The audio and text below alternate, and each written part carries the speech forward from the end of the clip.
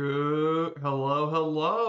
Good morning, good afternoon, and good evening to the Flight Sim community, guys. This is Viper Strike 95, and we are back with another installment of our All Countries Around the World trip. And today is day 5 of Around the World trip. And today we're going to get started on our 2-day trip across Cuba today. We're back here where we left off on Friday at Jose Marti International, just outside of Havana. So it's great to have you guys here. I hope you're all doing well, and I hope you guys are having a great weekend so far. So today we're going to do part 1 and part 2 of our flight plan. We're going to travel from Jose Marti International to Jardines del Rey International, located on the island of Cayo Coco. So let me go ahead and show you guys some of the flight plan stuff. It's another part of our group flight. Let me go ahead and show you guys this. Nice. So we'll be starting here at Jose Marti. Once we travel there, we're going to be going at an elevation of 2,000 feet for this leg. Since this part of Cuba isn't known for its elevation, we'll go visit downtown Havana and we'll check out all the stuff here about Havana.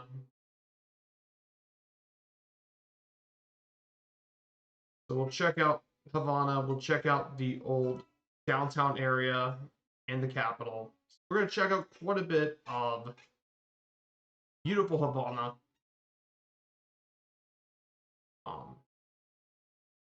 Once we check out Havana, we're going to go ahead and then go east, and we'll make our way over to our first stop here at Mike Uniform Victor Romeo at Matanzas. So we'll check out the city itself. Then leg number 2, we'll head southeast. We'll make our way through this area, and we'll make our way to Santa Clara, Cuba, before making our second landing here at Abel Santa Maria International Airport, Mike Uniform Sierra Charlie. And finally, from there, we'll head east, and we'll make our way over to Cayo Coco and check out Cayo Coco itself. So we'll check out Cayo Coco and make our landing here at Mike Uniform Charlie Charlie to wrap up this leg as well. But yeah, we got quite a bit of stuff going on here today. So we're definitely explore Cuba. We have a second part later, which takes us to Baracoa. So the plane we're taking here today is the good old Cessna 172. If you guys don't know about Cessna 172, it is the workhorse of the aviation world. It could do anything from training new pilots to carrying passengers and cargo. You can even take it for some of the GA stuff too with bush strips, as long as you have a long enough runway, of course. But yeah, you can't go wrong with the Cessna 172. It'd be perfect for today's flight. So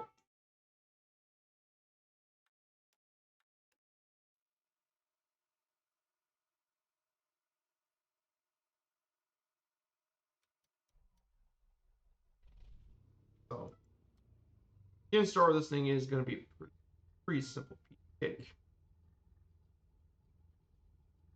So yeah, I hope you're all doing well. Super Typhon, good to see you, my dude. I hope you're doing well. I hope the weather's treating you all right, better than it has been. So let's go ahead and get this started. Oh my goodness, we had a raid. Sergeant Staff, you came here at a good time. Sergeant Staff, 123 viewers, good to see you guys. Welcome on in. We're here in Havana, Cuba for day 5 of our Around the World trip. We're going to be exploring part 1 of 2 about Cuba today. So we'll get to learn more about Cuba. And if you guys aren't aware, I've been planning this journey since after the end of our DC3 trip. Thank you so much for the shout out. Sergeant Staff is a great friend and a very close guy in the community. Great to see you, my dude. So, and more Cowbell Cody. Good to see you, Cowbell Cody. How you been, my dude? So, I hit a big milestone yesterday, or actually on Friday. The channel is now at over 800 followers, which is amazing accomplishment for me in the channel. Amazing stuff. 800 followers. That's awesome. So yeah.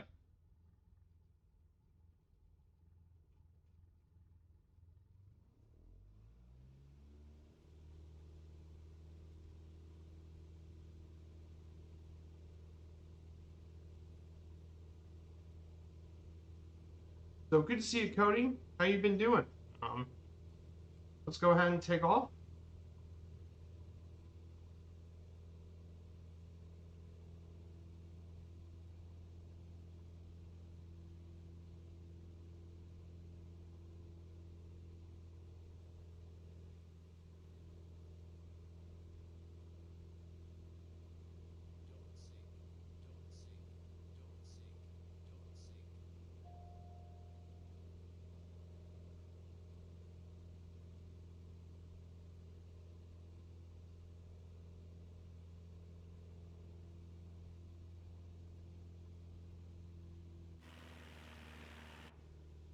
Yeah, 801. Yep, we just reached 800 followers. That's amazing. I'm very, very happy about it.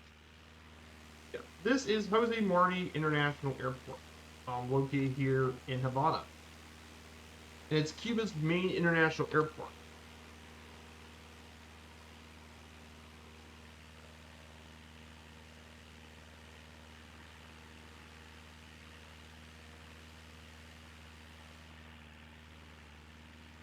I mean, it'd definitely be a great place to check out international flights to Cuba for sure. Dude, so guys, if you aren't aware about Cuba, back to our landmark slide. One of the really cool areas to visit is the Old Town, which is got a lot of the historic buildings and stuff is located within the Old Town of Cuba. And there are tons of really great places in the city.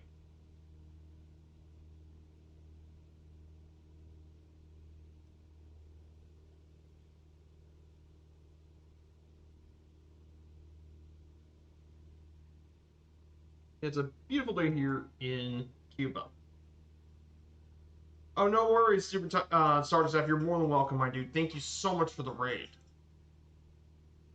So yeah, I got some plans coming up for this weekend. For plans. So I think I got next week's schedule. So my plan for next week is going to be on Wednesday. We'll be back in the 737. We're going to be taking off from Dublin, which is our headquarters of our virtual airline. Our first stop will be actually at Doncaster, Sheffield, which is a place that I've actually been really keen in to focus on because I want to convince Murph to make this a hub for the UK because it could double as a military base, as it used to be RAF Fittingly, which was a major air base during the Cold War for the Vulcan. So I think that would be a really cool place to check out. Then from Doncaster, we'll make our way over to London Heathrow. Um, I haven't visited London Heathrow much on streams. So it'd be pretty cool to check out London Heathrow. And then on Friday, which would be next Friday, we'll be finishing up the last part in Cuba. We'll travel from Cayo Coco over to Baracoa. We'll go through Camagüey, Holguin, and Baracoa. Um, and then after that, on Sunday, will be Baracoa. Um, we're going to do a two-part series, two-part flights. We'll take the airliner from Baracoa. We'll travel down in the ATR from Baracoa to Montego Bay, Jamaica. And then from Montego Bay, we'll go to Kingston, and we'll fly around the entire island of Jamaica in one stream. And we'll take a different GA plane and fly the entire island. And that will wrap up.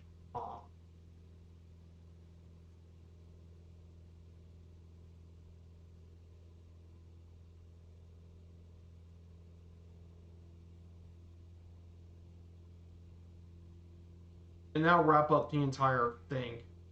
No worries, my dudes. Artist, thank you so much for bringing you and your Raiders here.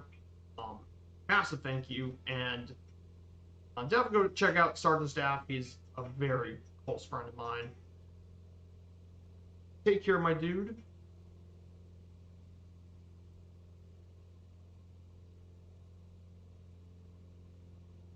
here is Havana.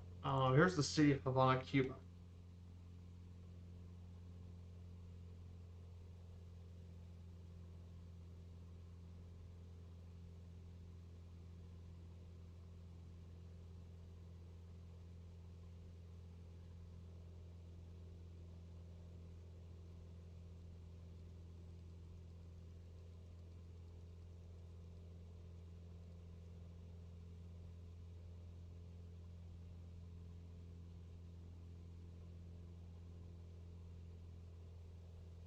So, so yeah, if you guys aren't aware on this as well, so all these around the world trip stuff is group flights. So if you guys want to join on in and fly along with me, just take something that can keep up with the Cessna 172. And we're on the Southeast Asian server. Um, that's where we're at currently.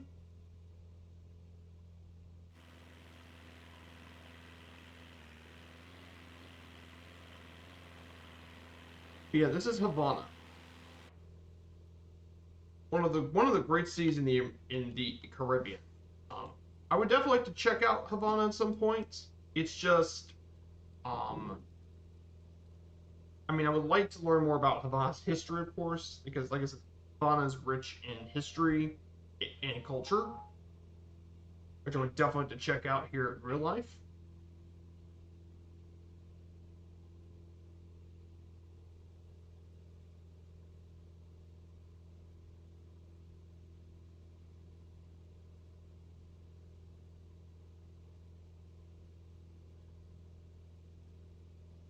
We're checking out some of Cuba's most historic landmarks.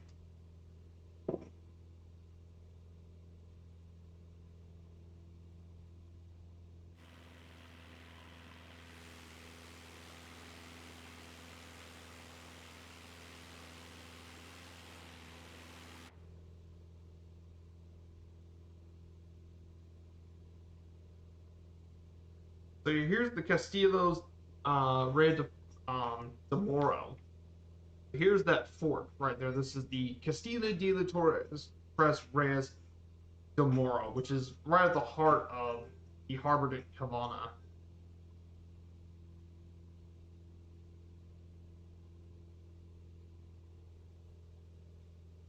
Now, I know Havana does attract a lot of tourist money. Does attract quite a bit of tourists. But just imagine if Cuba was never communist. And again, I don't want to get political, but do you guys want to know how many tourists would visit Havana if Cuba never had the U.S. sanctions or became communist? Like, which there would be lots of tourists, and that's because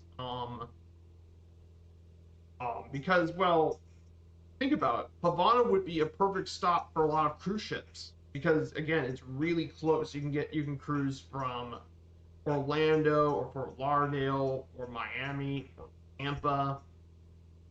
Havana would be really close, so be a very popular stop for a lot of cruise ships.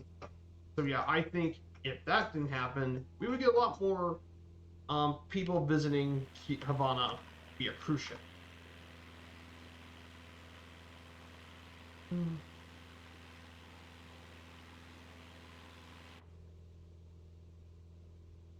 Again, I don't want to get it political, but it's just, but yeah, what I'm trying to say is there would be a lot of tourists.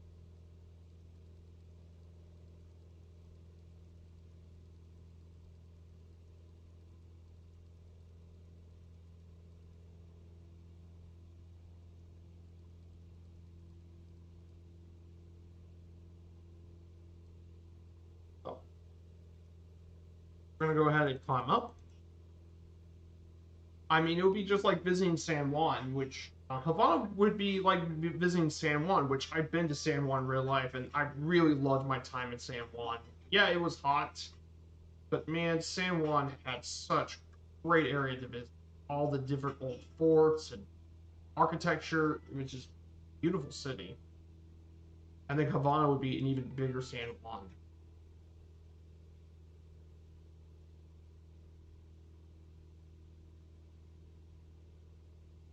Hey, good to see you, We Fly Daily. Welcome on in, my dude. I hope you're doing well. We're just flying along Cuba today.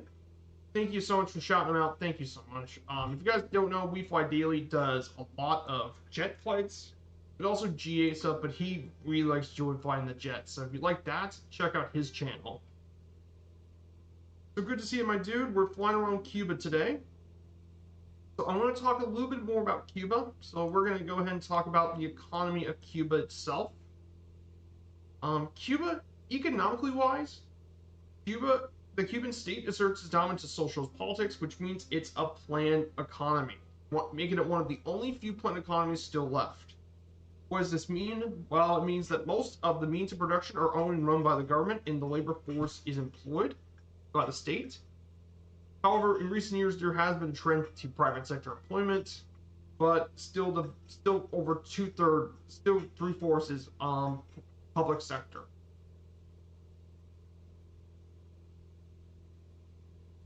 Since the early 2010s, following the market reforms, it's become popular to describe the economy being more towards market socialism. However, the average monthly wage for a Cuban is around 466 pesos, which is about 19 US dollars. However, after reforms, it's up to around $18 minimum wage, and the median wage is 33 US dollars.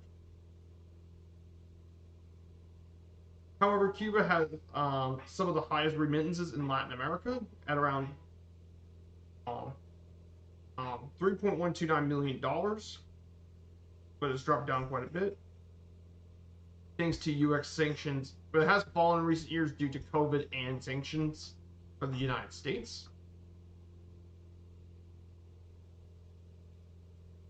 But the funny thing about Cuba was before the revolution in 1959, it was actually one of the richest countries in Latin America, though there were some really huge income inequality between the city people living in the city and countryside, and between whites and blacks.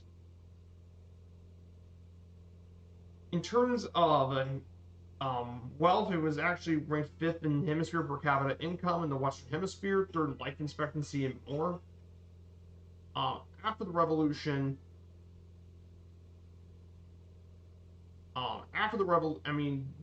Cuba also had a lot of trade with all that. However, after the Cuban Revolution, it depended on Moscow for aid in markets. So, and once the Soviet Union was gone, the Cuban leadership went to economic depression. So, definitely Cuba has had a pretty interesting history with a very interesting history. So definitely some pretty interesting stuff.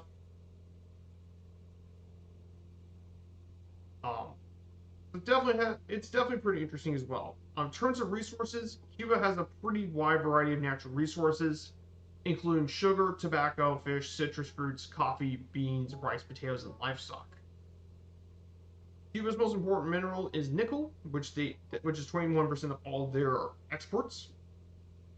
Is nickel, and tourism was originally restricted to enclave resorts. However, nowadays it hasn't had a rapid growth in tourism over the past couple of years. In 2011, Cuba had over 2.6 million tourists, which is third highest in the Caribbean behind the Dominican Republic and Puerto Rico. It's also big for medical tourism, as it caters to thousands of consumers every year, of European, Latin American, Canadian, and American consumers. And it's even been a potential mountaineering area. So Cuba in recent years has definitely been very interesting in case for tourism and all.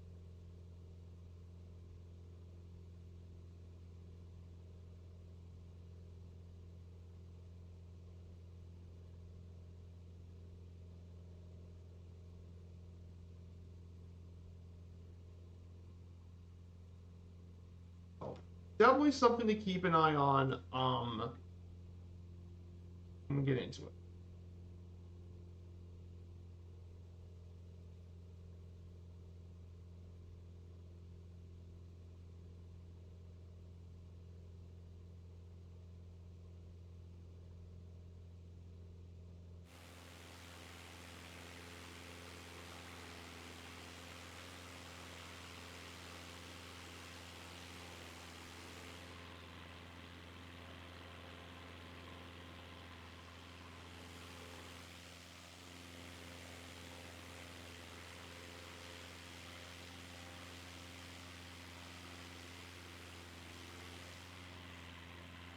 Yeah, some of the data here in Cuba is actually pretty good. The satellite data here, it's actually quite good here in Cuba. And yeah, Cuba definitely has some natural landscapes. Like there's still some rolling hills. When we visit Havana, um, on Friday, you can actually see some of the mountain ranges here the western part of the island. There was actually mountain ranges all over the island. And of course, for the second part of the trip, we'll be checking out on the mountain range in the southeast part of Cuba, which is Parque de National Pico Cristal, and we're going to see quite a bit of mountain range. But it just shows that Cuba actually is much more geographically diverse than you think. Um,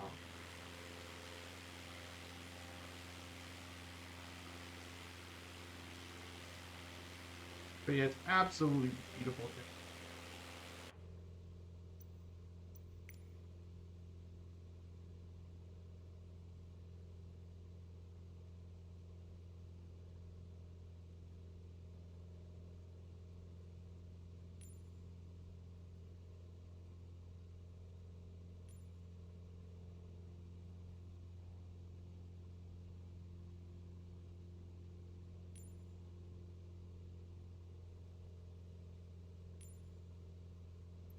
Hey, Complete Freedom, good to see you, my dude.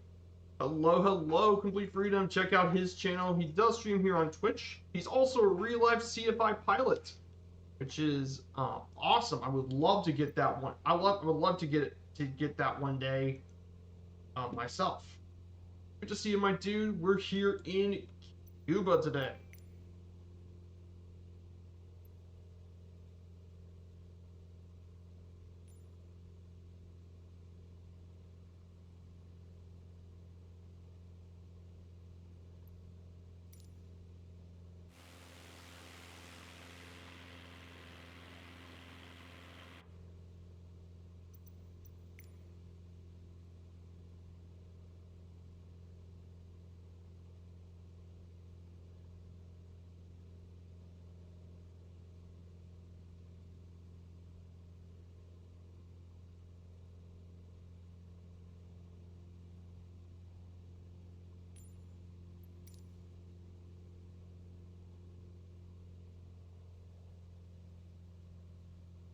Yeah, we're checking out Cuba today for our world tour of Complete Freedom. We're making our way over to our first stop here at Matanzas.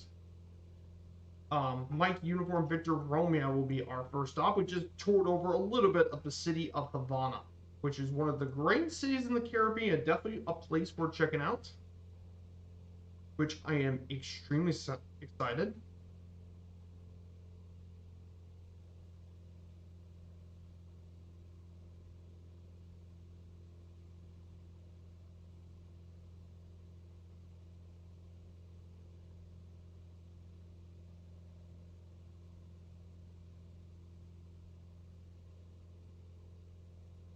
Yeah, Cuba definitely is a very cool place. Cuba, like I visit many of the countries in the Caribbean. I've already visited the Bahamas, Jamaica, Dominican Republic, Puerto Rico. Checked out the Dutch Antilles. Got to check out Saint Martin. I got to check out all those places, and then this year I'll also be checking out for the first time Haiti. This year would be my first time get to visit Haiti this year, which would be really cool. It'll probably be the only time I get to visit Haiti, but that is definitely a place I definitely would like to check out is Haiti because, like I said, never been to that part of the world before.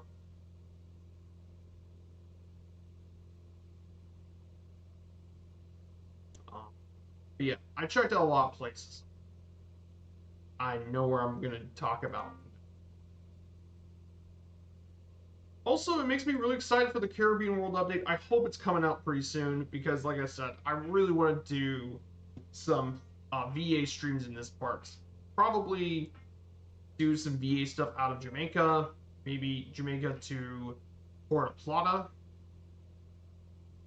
and then Puerto Plata to San Juan, probably. But yeah, it makes me really excited to do more of the Caribbean flights because, like I said, this area definitely has some great areas to fly in and out of. And the area's got tons of great airports to do some airline flights. because some of these are really have some really scenic landings. Others like are pretty small airports. You could definitely do some regional airline stuff and be a really fun place to fly in.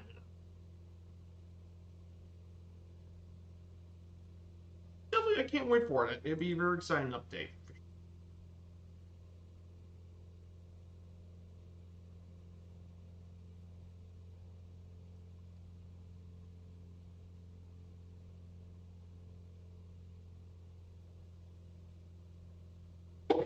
Bless you. So I wanted to ask you guys. I hope you guys have had a great weekend so far. I hope you guys have had a really nice weekend and enjoy yourselves. For me, my weekend's going pretty well. Um, Yesterday was a bit of the airline routes. Um, got that worked on, and I also worked on a bit more with my research stuff. So that's what I did this past week. Um, Today, I'm gonna have to work on some more firefighter achievements. I'm gonna have to work on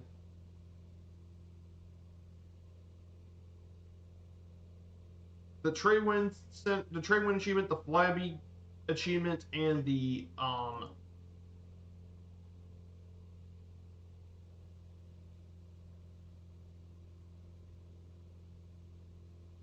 I'll have to also do the achievement from Weston over to Dublin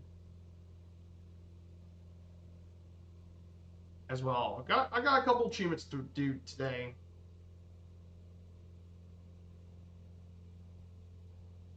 So that's what my plan is. Um,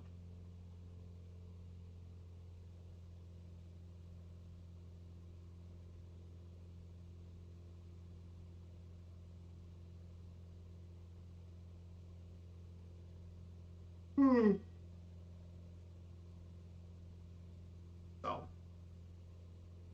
So in terms of other stuff, for sports stuff, for the NFL, we have two playoff games that happen here today.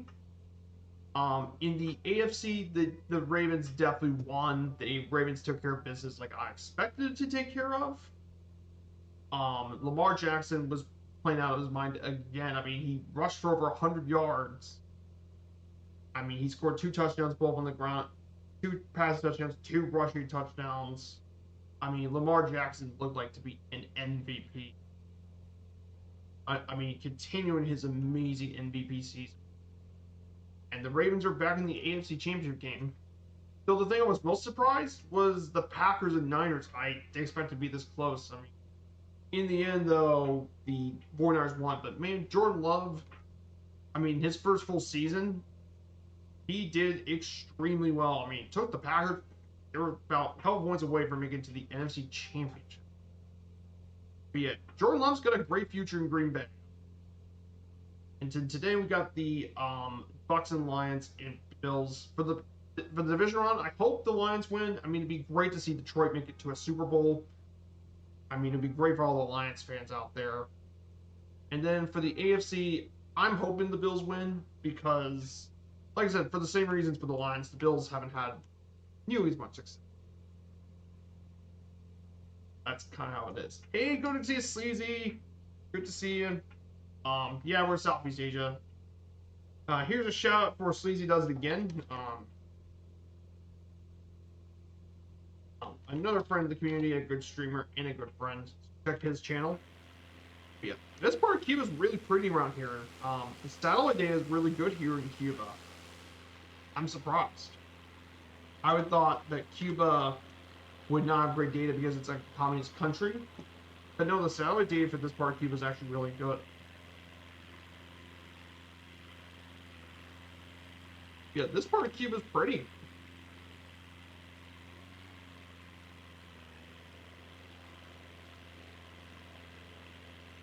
This part of Cuba is really pretty around here. Nice. I was expecting Cuba to be this nice, actually. Like I said, that's what's great thing about the sim. We don't even know. So, we're going to be arriving here at our next destination. We're going to be arriving.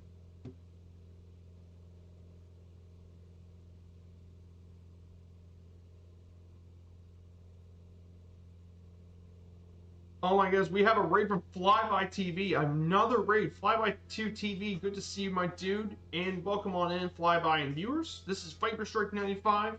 We're here in Havana. We're actually here in Cuba. We're touring around part 1 of 2 of Cuba for our around the world trip. Great to see you guys. If you guys don't know, I am Viper Strike 95. I've been streaming here since 2021. And we're doing our around the world trip for every single country in the world. This is day 5. We took off from Havana earlier. We checked out the city. And now we're heading to our first stop here at Matanzas. After that, we'll be going to Santa Clara, Cuba, and finally ending part 1 of 2 of our island tour of Cuba at Cayo Coco. So should be a really nice one. So Flyby, I hope you had a great stream. Yeah, Murph might read my channel soon, guys. Welcome on in. Great to see you, Flyby. I hope you had a wonderful stream. I mean, you've grown a lot since the last time I talked with you. You really have grown a lot. So it makes me very, very happy. Oh, you were playing golf. Oh, I'm doing well. I am doing very, very well, my dude. The around the world trip has been awesome so far. It's been a ton of fun being here with the community as well. Let's go ahead and talk about our first stop. We're going to check out the city of Matanzas. Matanzas is what it's called.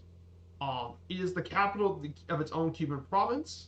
It's well known in Cuba for its poets, culture, and Afro-Cuban folklore. It's located on the northern shore island.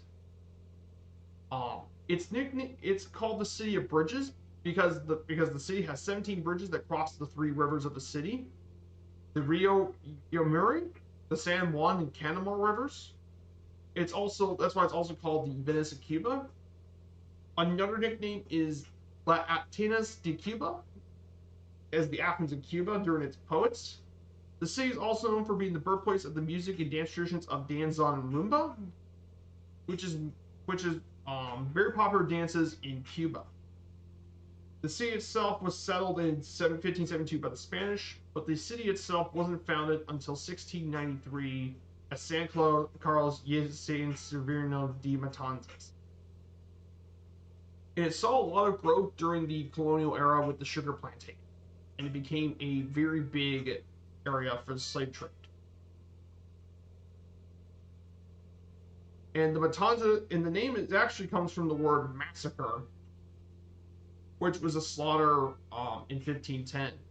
That's what got the nickname Matanzas. Some notable buildings and attractions include the Provincial History Museum, the San Carlos Cathedral of Matanzas, and the La Quintina del Bellamar, one of the largest homes and church. And some notable people here include Jose Carnel, former MLB player, the 13th Vice President of the United States, William R. Key, who was sworn in office near the city. And the last one we have to mention is and the last one I want to mention is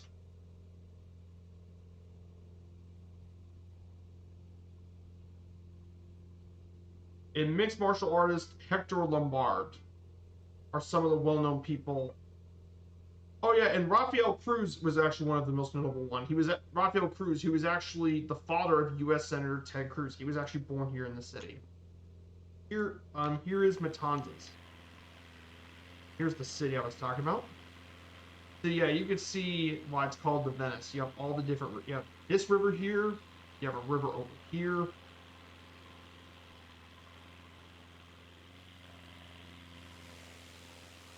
And there's another river over around here. That's what's called the Venice.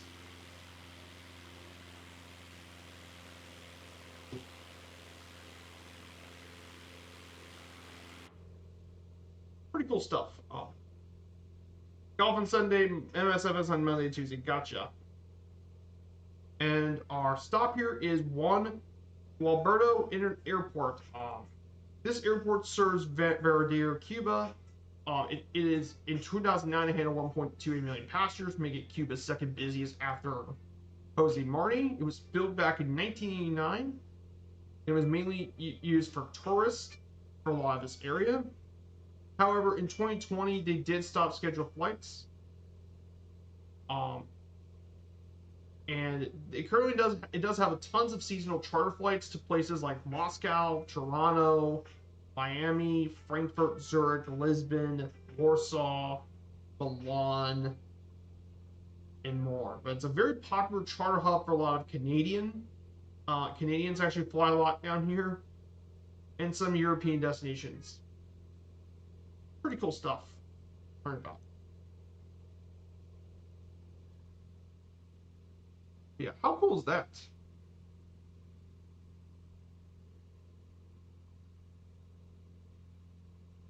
So let's go ahead and get prepared for the landing here. Here's the airport I was talking about. Mike Uniform Victor Romeo.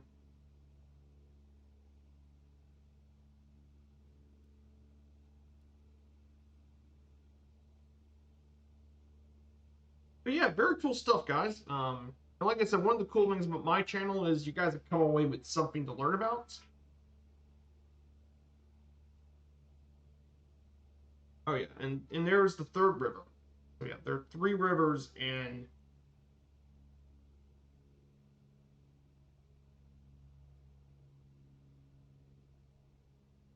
so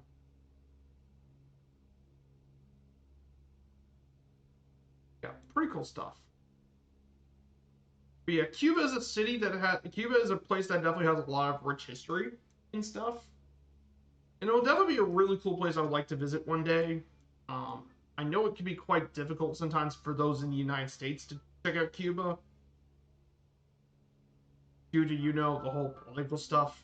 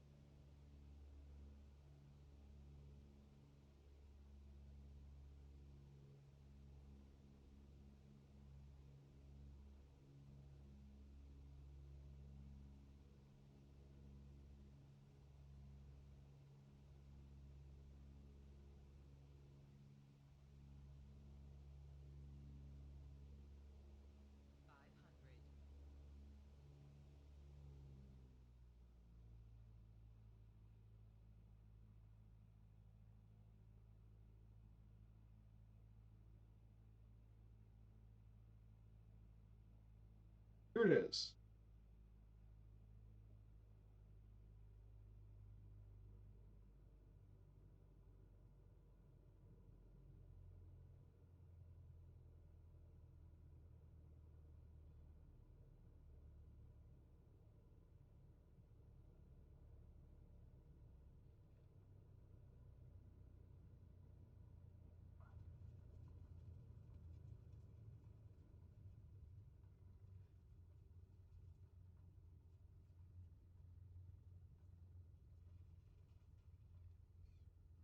Yep.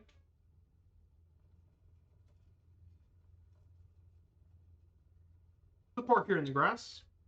See, and that is it, guys. Oh, here's Complete Freedom. Good to see you, my dude. I didn't know you came here today. So yeah, this is our first stop of the day here. Welcome to Mike Uniform Victor Romeo. This is a very popular airport for a lot of the pilots that like to do charter flights.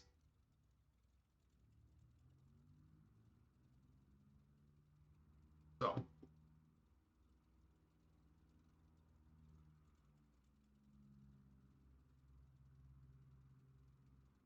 so beautiful, beautiful area as well. So if you guys want to join on in with us, we'll be on the Southeast Asian server. Our airport today is Mike Uniform Victor Romeo. Will be where we're going to depart next. If you want to take a recommended plane, I recommend you take something that can get to around 125 to 135 knots if you recommend it. Though you could take something faster, just realize it'd be a little more difficult. So, we'll prepare for the next stop. We'll be taking off here, and we'll make our way over to Santa Clara, Cuba. Should be pretty cool. And make our stop at Mike Uniform Sierra Charlie would be our next stop. So, let's go ahead and get prepared for the second part of our leg here pretty shortly. So yeah, you guys are more welcome to join on in and join along with the flight.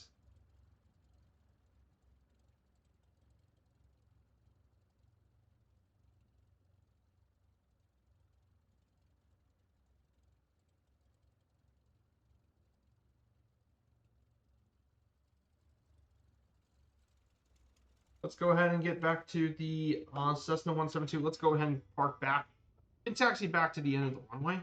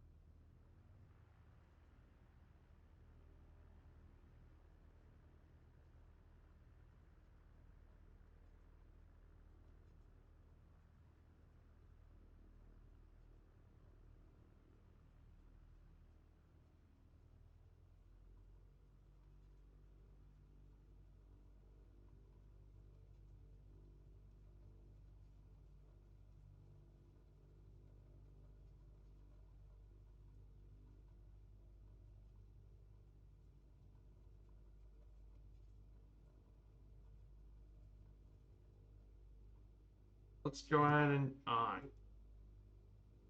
take off from here. Remember, this runway is 11,000 foot.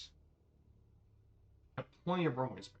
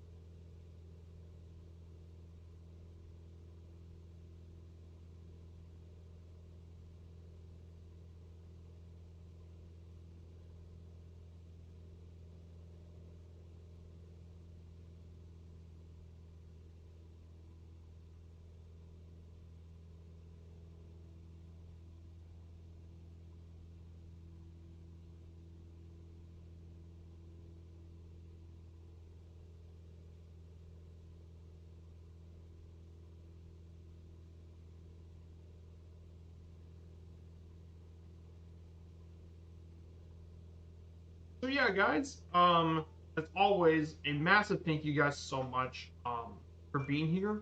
So we're gonna get ready for the next schedule for next week. If you guys are interested, I do have a Discord. If you guys are so interested in wanting to join in, my Discord's right here. So you guys are more than welcome to check out the Discord.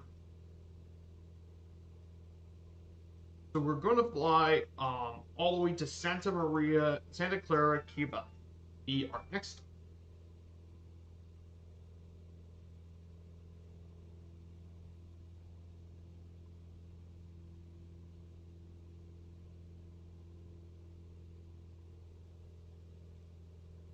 Actually, we're not going to climb 2,000. We're going to climb to 3,000. Just gain some extra elevation, just in case.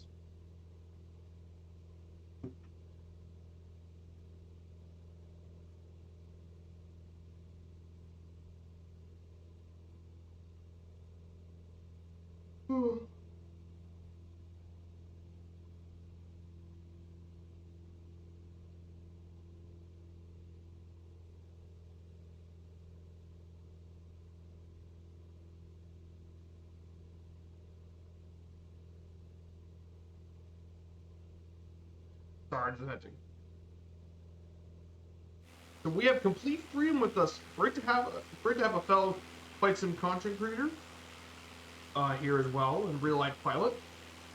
Like I said, one of my dreams is one day to become a real life pilot. I'd love to do that.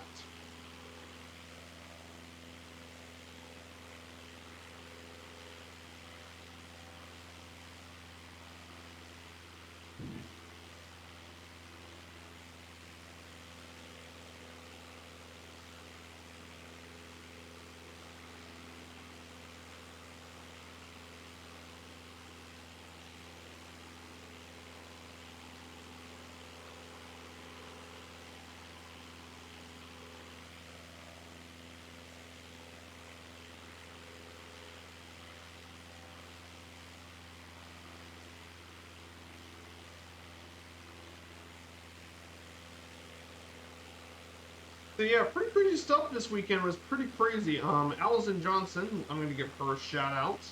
Allison did another nearly 10-hour stream again yesterday. Don't know how she does it.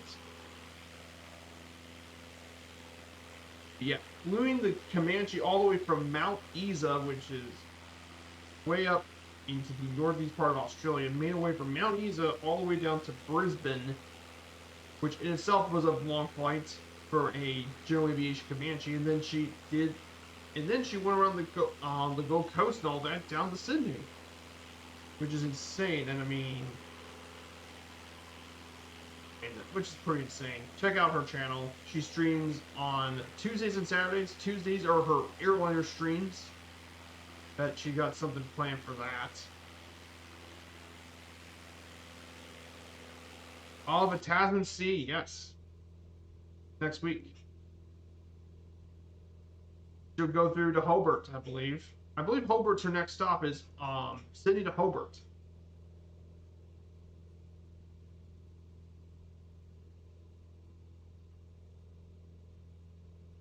If I'm ended up being right.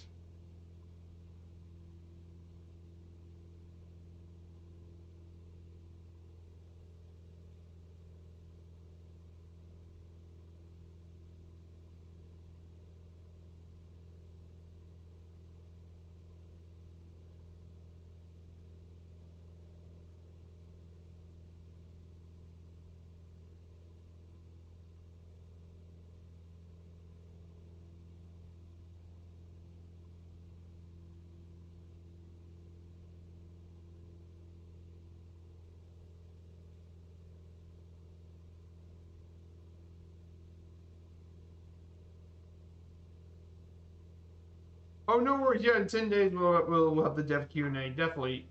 And you definitely let me know, Typhon, because I'm curious to see what the dev update's going to bring us. But like I said, I'm very excited for the Caribbean World update because, like I said, I've been to the Caribbean in real life. It's been one of the few places outside the United States I've actually visited in real life, so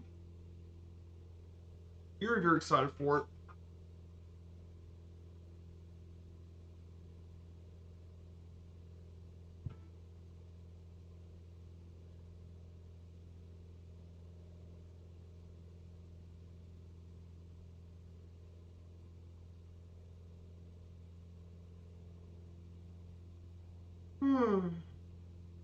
For sure. Just time.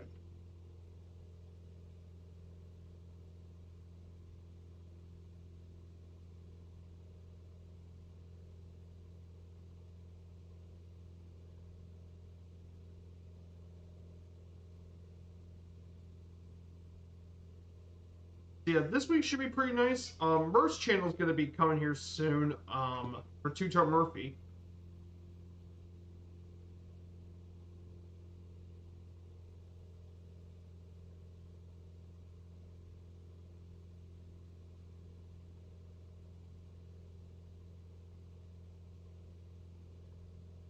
Murph's got his schedule for this week. Tomorrow will be his Gaelic War stream, part 4 of the Germanic Threat. He'll travel through here for the Gallic Wars. So he'll have another one of those flights in the C-414. on the Chancellor. Then he'll be doing Wednesday stream. He'll be doing the XF11 preview in the Challenger 350 from Sim Federation. And finally, on Friday will be his ATR flight from Pittsburgh, our hub in Pittsburgh. He'll be going to Cleveland International.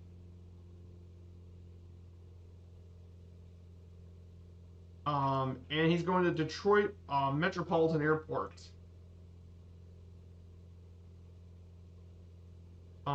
He got the thing wrong. It's not DTQ, it's DTW. he did a typo.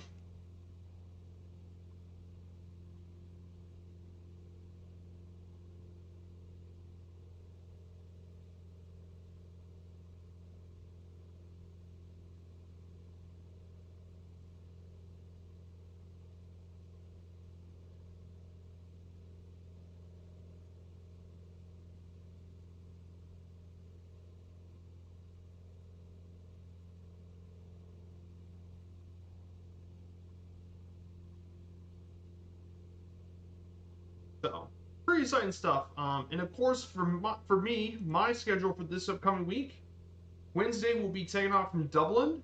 Our VAHQ will make our way over to Doncaster, Sheffield. As like I said back when I said the first time, well, Doncaster, Sheffield used to be RAF Finningley, and a place that I definitely want to check out for the future for Fireplayer. I thought this could be a good place to check out because I really want a military base somewhere in the United Kingdom. I want a civilian airport that can also double as a military airbase for air economy, and I think this would be perfect. And then from Doncaster, we'll head over to London Heathrow. And we'll make a landing here at London Heathrow to conclude the stream. And then, of course, Friday will be part 2 of this Cuba road trip. We'll make our way over from Cayo Coco to Baracoa. And then next Sunday will be a trip. It will be a dual stream. One half of the flight will be the ATR. We'll take the ATR 42 this time for Baracoa to Montego Bay, Jamaica. And then part 2 would be Montego Bay to Kingston. We'll be taking a GA plane and fly to the entirety of the island. How cool would that be, guys?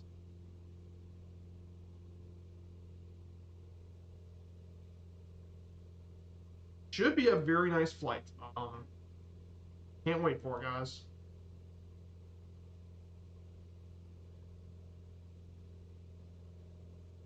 Pretty exciting.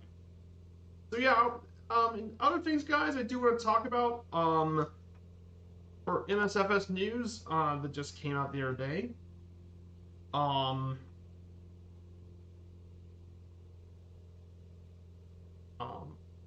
One of the big news that in alpha is the World Hub is fallen, and it's a closed alpha though, but which is a big news because it will actually fix a lot of the default airports, which is really good news.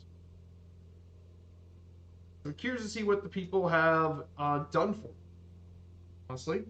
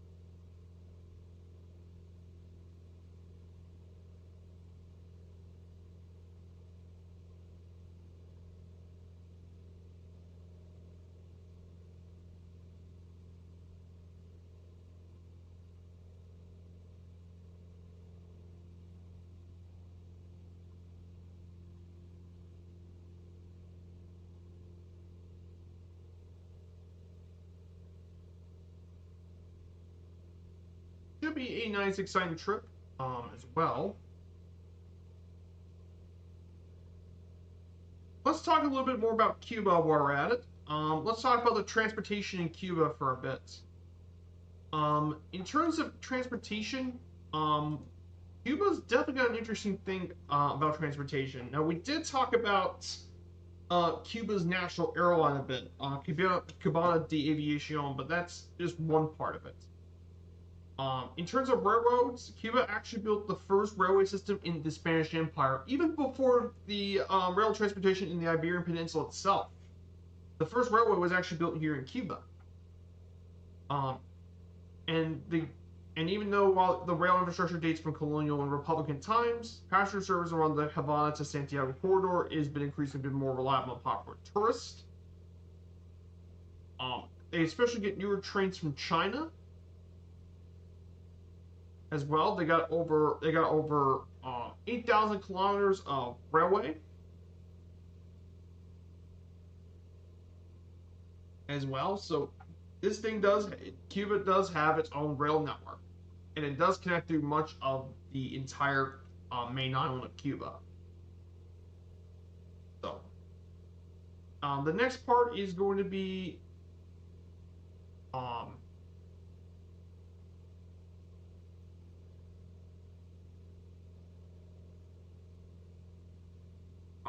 the next part is going to be the roads. There's over 60,000 kilometers of highways in Cuba, of which about half is paved and half is unpaved, so nearly 50-50 split between paved and unpaved roads. The main expressways in Cuba include the Autopista A1 from Havana to Santa Clara and the A4 from Havana to Pinar del Rio. There are a couple of bus companies. They travel a fleet of coaches and carnival coaches for tourists. It can be done online from any of the major airports and terminals across the country.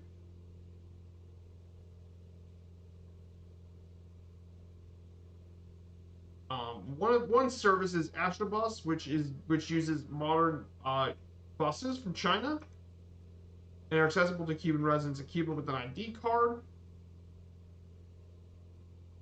There's also lots of urban buses. Some of them were imported from the Soviet Union or even Canada, and are secondhand, and many of them are even secondhand vehicles that were donated in the mid 90s.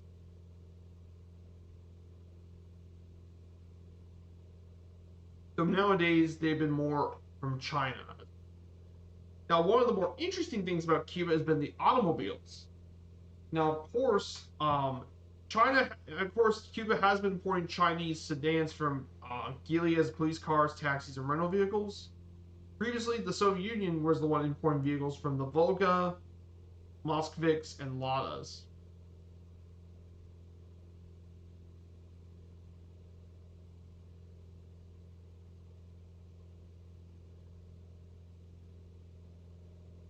And heavy trucks. And they also brought a lot of cars from Europe and Asia, and there are about over 173,000 cars from Cuba. But the most interesting vehicles that are actually you can find in Cuba are actually known as the Yank tanks, and basically they're the old American cars from the 50s. And that's because, well, the U.S. brought sanctions into Cuba. So they still use over 60,000 American vehicles in use, and many of them have been modified with newer engines, disc brakes, other parts as well. However, they've been a lot of efficient, but they're considered to be inefficient due to the lack of modern technology and fuel consumption.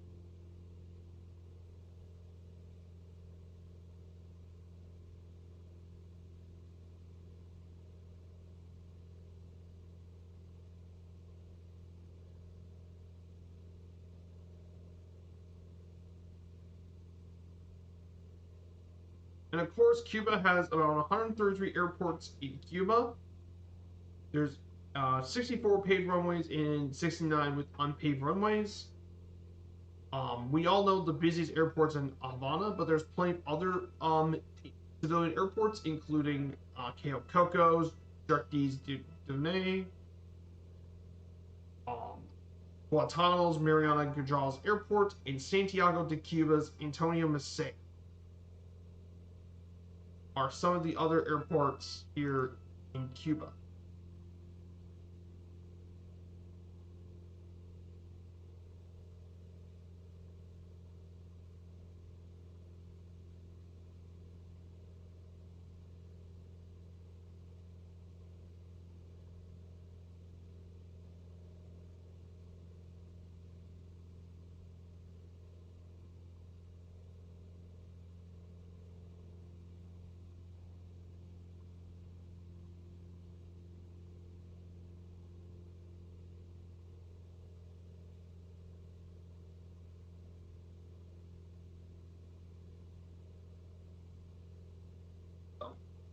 that talks a bit about transportation here in Cuba. Cuba is definitely a very interesting place when it comes to transport.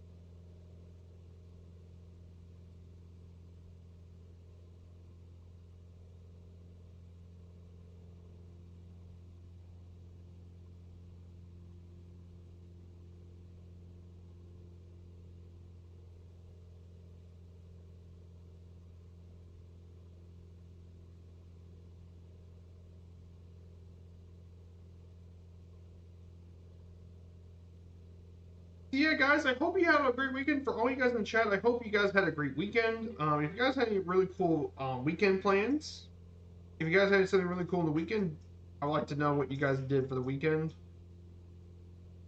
Like I said, there's a lot of things to do in the weekend.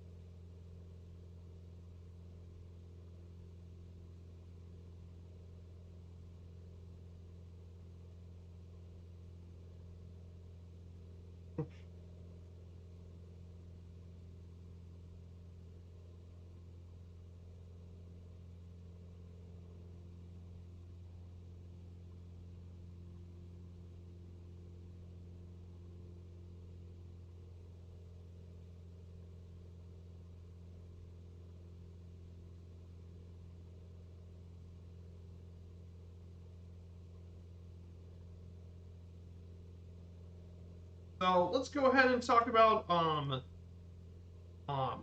so let's go ahead and I want to talk about our next place we're going to check it out. Santa Clara, Cuba actually will be our in Santa Clara, Cuba. So Santa Clara in Cuba is the fifth most populous city in all of Cuba with a population of 250,000 people. It was actually founded by 175 people in 1869. 130 of them represent the two large families living in the area already. Um, the population had to choose between leaving the city of nearby Remedios, between leaving the city, being pirates, or staying. Both decided to stay.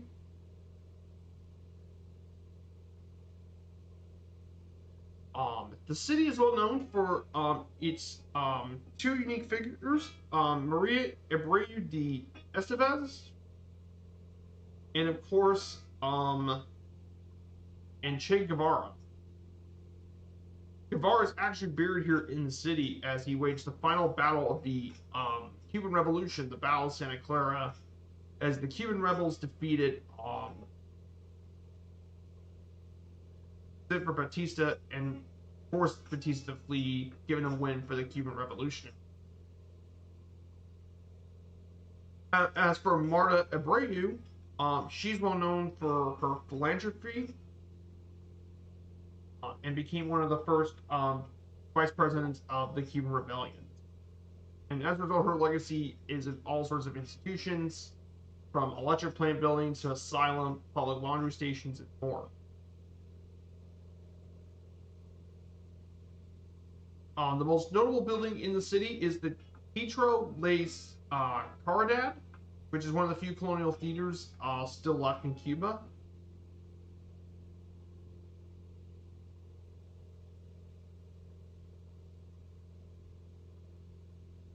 Other areas include the Park Vidal, which is used visit the park to meet others, and is accustomed to walk around the park,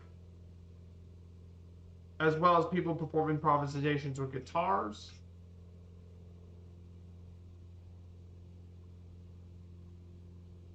As well, it's home to a mausoleum, which hosts the remains of Che Guevara, and more. Other people that have been associated from this area include Mike Cellular, a baseball pitcher from Cuba, and actually Jose Fernandez, who unfortunately passed away way too young in 2016. The fifth president of Cuba, Gerardo Machado Morales, and pianist Ruben Gonzalez Fontanilles, are some of the notable people from Santa Clara, Cuba. Pretty important stuff.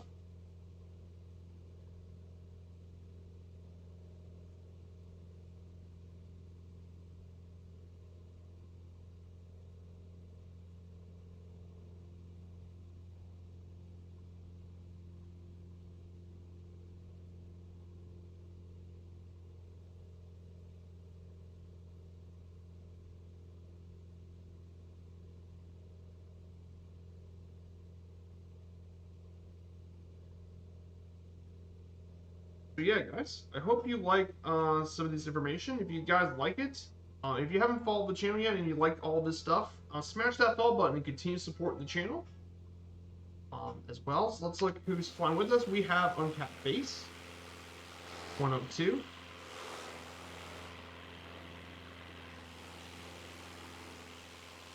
As well. We have absolutely beautiful scenery today here in Cuba. But yeah, I didn't expect Cuba to be this nice to fly around. I thought with Cuba being a communist country and that we wouldn't get good satellite data. The satellite data here is actually really nice for this part of the world.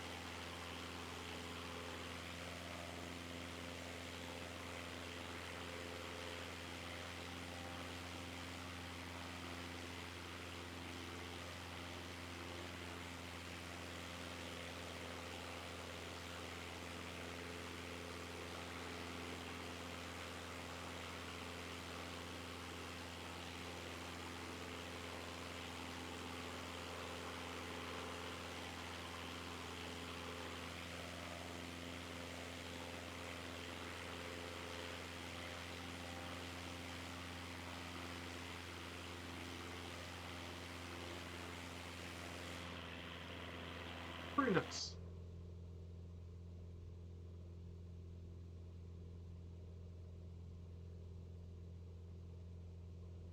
So we're just around 30 nautical miles from downtown Santa Clara, Cuba. And we're just 30 nautical miles away, so we don't really have that much longer to go.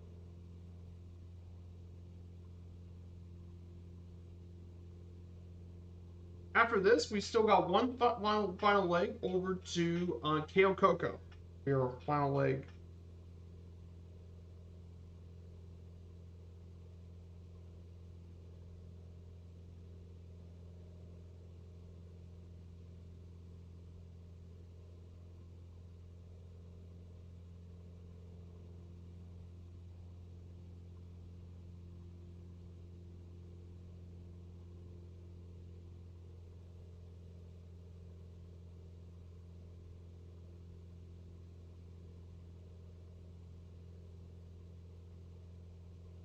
Hmm.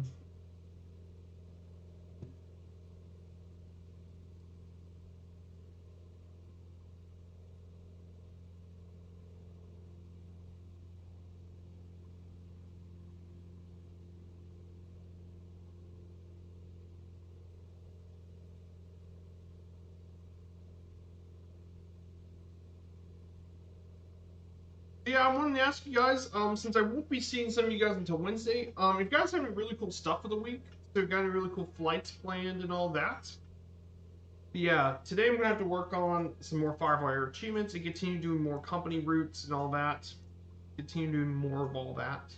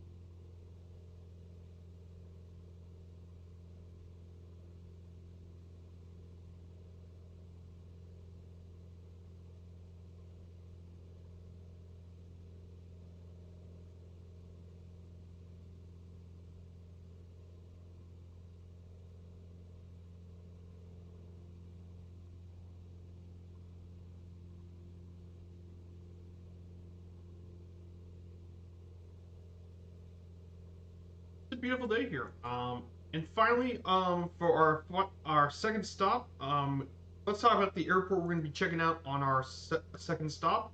This is Abel Santa Maria International Airport. Mike Uniform Sierra Charlie. This serves Santa Clara. It's named after the Cuban revolutionary Abel Santa Maria. This airport is the main entry point for people traveling to Cayo Santa Maria, which is off the north central coast in other parts of the northern province. However, this airport is most well known for a JetBlue flight, Flight 387, on August 31st, 2016, when it took off from Fort Lauderdale and landed here, commencing the first commercial flight from the United States to Cuba in 54 years following the thaw in Cuba and U.S. relations. Currently, this airport serves a lot of seasonal flights, but destinations include Montreal, Toronto, Miami, Managua, Nicaragua, Panama City, Panama, Madrid, Milan, Moscow, Montreal, Cancun, Merida, and charter flight to Bratislava and Prague. It's also was used to be Cuban Revolutionary Air Base, but it's now only got a helicopter squad too. So yeah, some pretty notable stuff to learn about.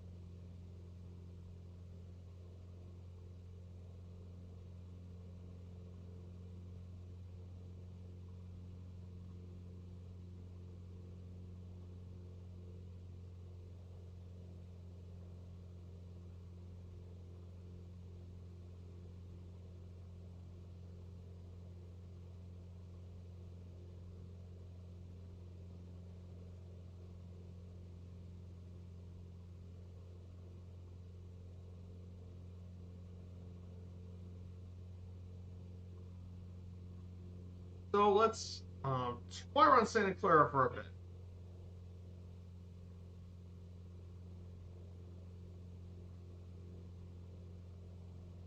So for the airport, we'll just land at runway 06 um, and prepare for the final leg of the trip to Cayo Coco, which should be a pretty flight. We get to see some of the scenery.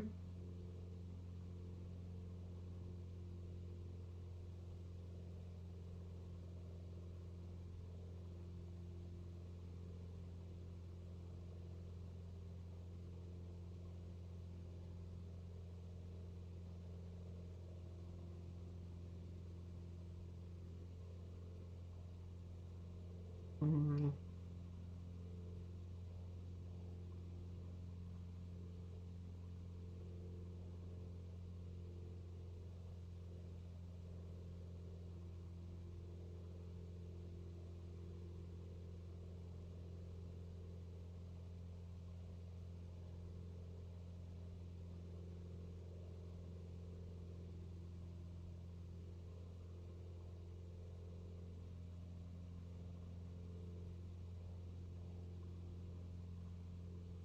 So here is Santa Clara in Cuba.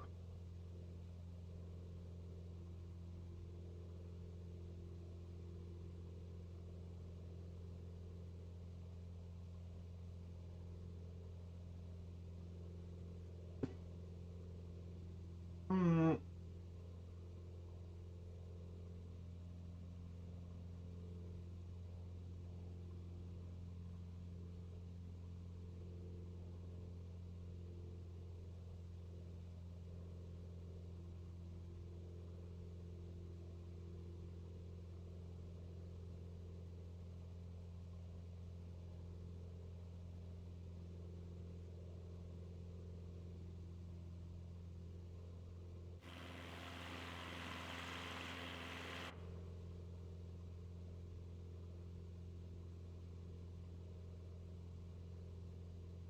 Here in Santa Clara, Cuba.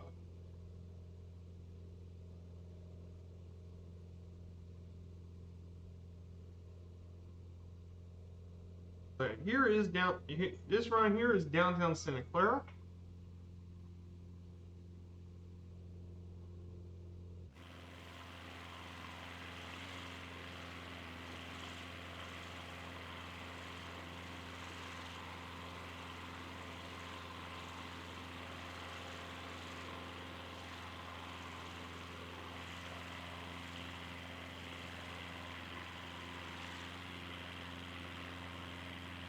This here is downtown Santa Clara.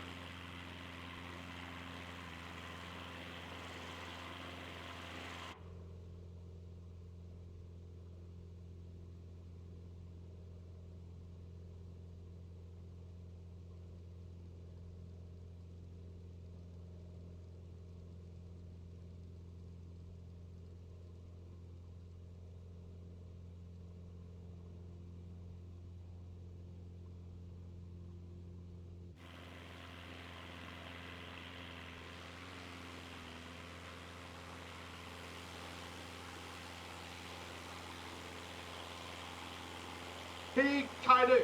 Hey, Kaida. Good to see you, Kaida. Check out Kaida Tenari's channel. She does a lot of GA stuff during her streams. We're here in Cuba, in Santa Clara. We're gonna head up to land our second stop here at Santa Clara International. This is Mike Uniform Sierra Charlie. So, great to see you, Kata. Hope you're doing well. And yes, I'm getting your name right. It's not Kata, it's Kata.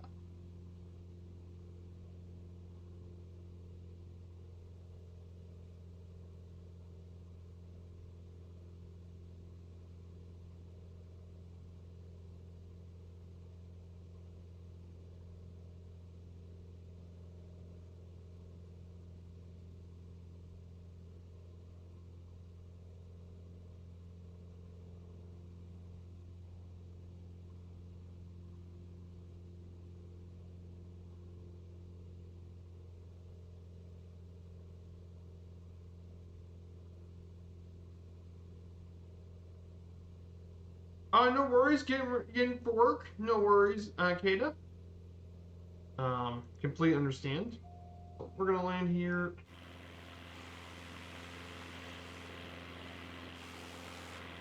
Getting ready to land here.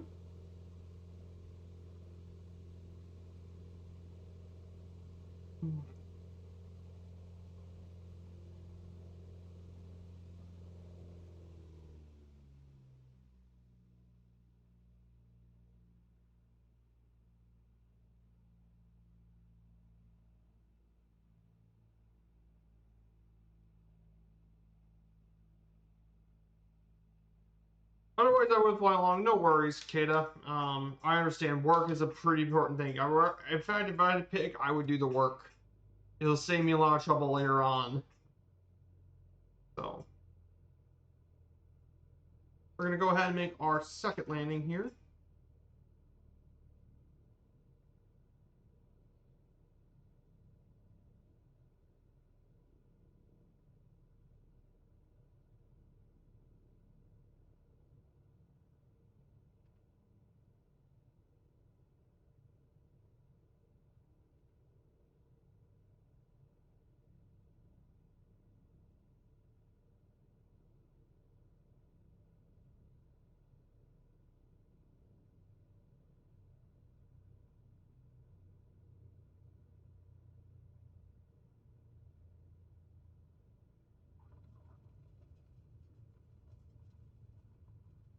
Nice.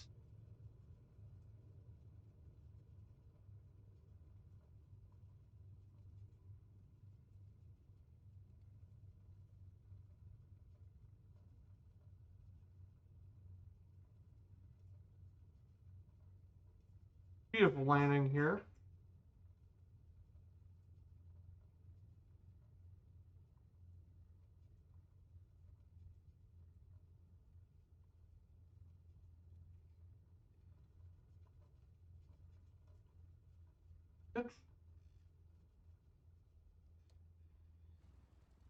Let's just park here for just a second. This is Santa Clara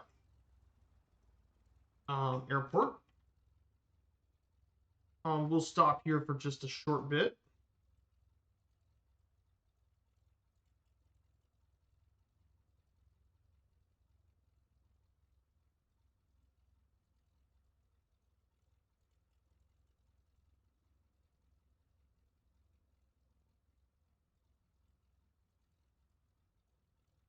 We'll stay here if you guys want to join along in. We're on the Southeast Asian server. We're at Mike Uniform Sierra Charlie.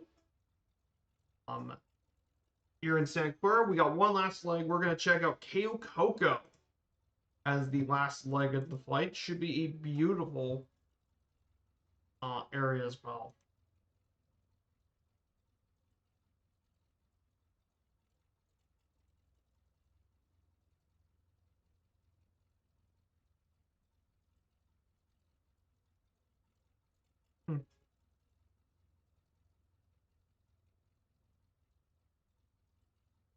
Hmm.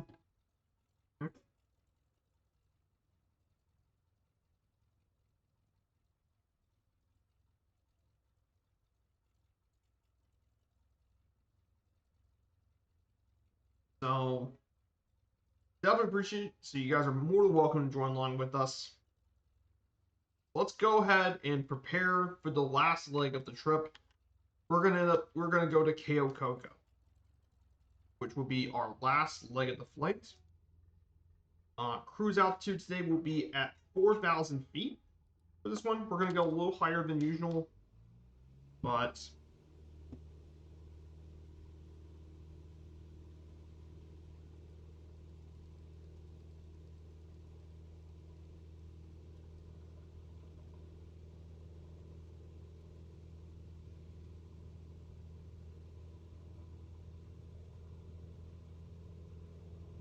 and we're gonna go up and away.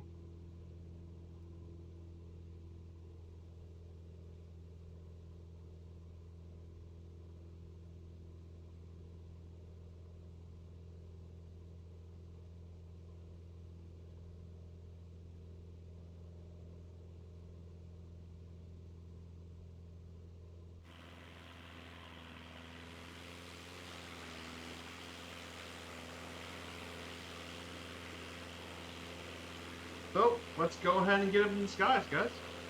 We're gonna make our way over to Cayo Coco. Very, very happy and very excited to do. So we're just 92 nautical miles away from the end of the stream. So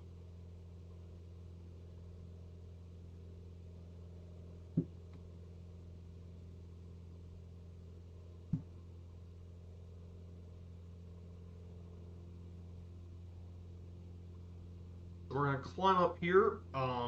So I want to talk a little bit more about Cuba's economy for a bit. So Cuba definitely has had a lot of stuff for its economy. So one of the interesting sectors is its agriculture sector. Um, Cuba's had a long history with agriculture, even back during the pre-colonial days.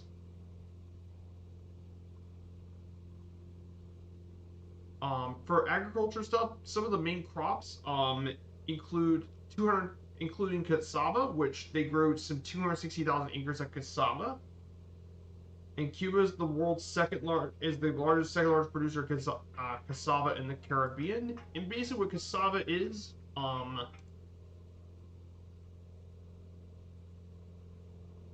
cassava basically is part of the spurge family. It's a woody shrub. However, the reason why it's grown is because of its edible starchy root tuber, which is a major source of carbohydrates. And while mostly it's consumed when it's boiled, substantial qualities are used to also extract its starch, known as tapioca, which can be used for food, animal feed, and industrial stuff. And it's the third largest source of food carbohydrates in the tropics after rice and maize. And it can provide a diet for almost 500,000,000 people. It's a very drought-resistant crop, can grow in marginal soils, and the world's largest producer of it is Nigeria. However, do keep in mind cassava is considered a bit toxic, as the roots, peels, and leaves should not be consumed raw because they contain cyanogenic glucosides, mainly linamarin and Lotus australin. So they're quite toxic if you're not careful. And they can produce like cyanide. If you know anything about cyanide, it's kind of toxic.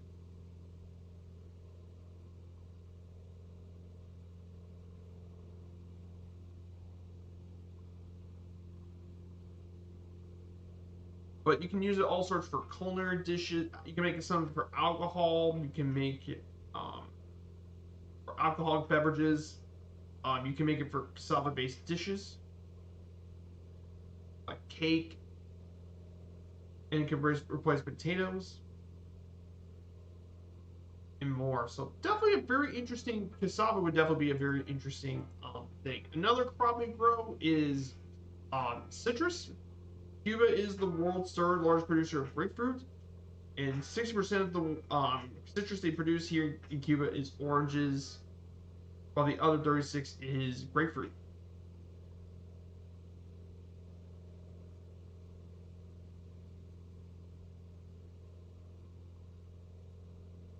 They grow a lot of that sort of stuff. And basically, grapefruit is kind of like another family of the citrus. However, it's sour, semi-sweet fruit. Originally originated here in Barbados as an accidental cross between sweet orange and a pomelo.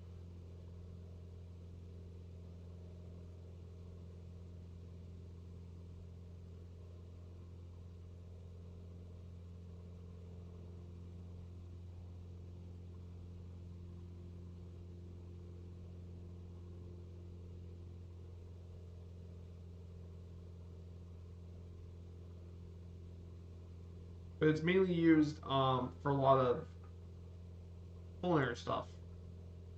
They also have rice as one of the main ones, as rice and beans is a main Cuban dish. But a lot of people don't know this, but Cuba at one point was the world's largest sugarcane exporter of sugarcane. Until the 60s, the U.S. actually received one-third of all sugarcane exports from Cuba. Though after the Cold War, it collapsed quite a bit. Though it's still a big deal, it's not as big as it used to be.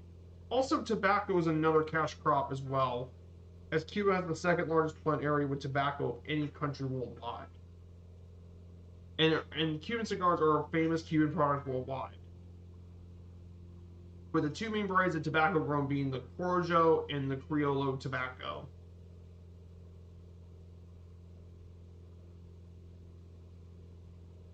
But in the United States, Cuban cigars are actually banned as contraband, so you can't even get Cuban cigars in the United States. You have to get them from Canada. Do keep that in mind. Hey, good to see you, Muttley. Good to see you. I'm doing quite well. We're heading to Cayo Coco in Cuba. Oh, what a raid! A raid from who? This Murph raid.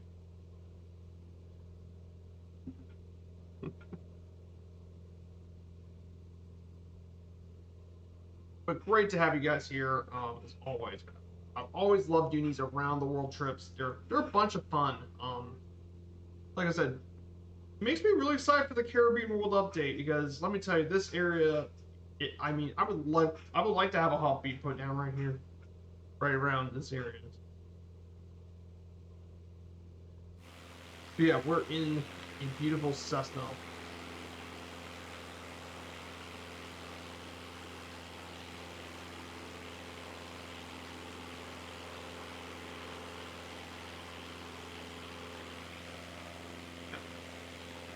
But yeah, we were just talking a little bit about Cuba, but yeah, Cuba also does a lot of agriculture stuff, so very important to learn about Cuba's economy and stuff.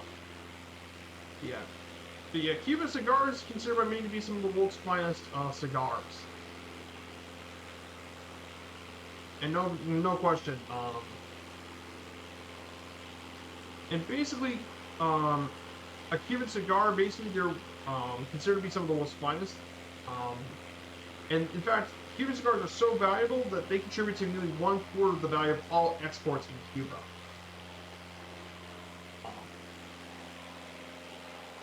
And in tobacco stuff, Cuba has even dated back to the indigenous people from the 9th century. But it really grew once the Spanish took over, grew across Europe.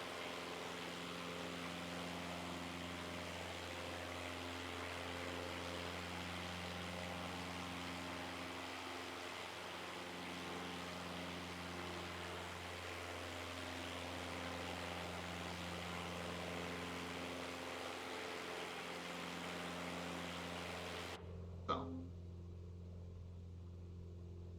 Oh, he raided Cajaria. Oh, he raided Cajaria's stream. That makes sense. No worries. Typhon, no worries. If she's still on, we'll plan on raiding Cajaria, I guess. So, not a big deal. So, we see Ko Coco out in the distance. Here with us. The reason I'm going to talk more about my notes is because I'm saving the culture stuff for the second part of the Cuba trip. I want to talk about more of these individually. So it made no sense to get rid of it entirely. So we're at 4,000 feet here. Cuba's definitely very, very nice. And no question, Cuba's definitely one of my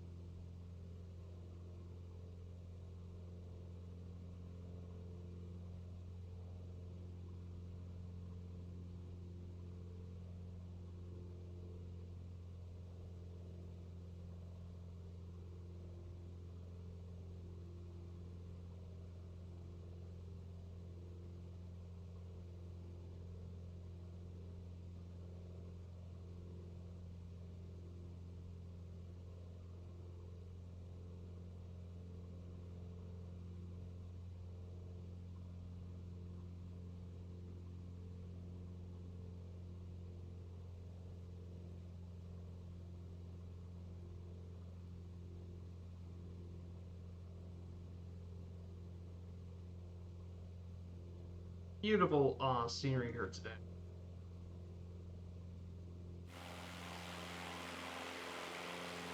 Maybe next Sunday he'll raid me, Typhon. Next Sunday, Murph will probably get my channel rated.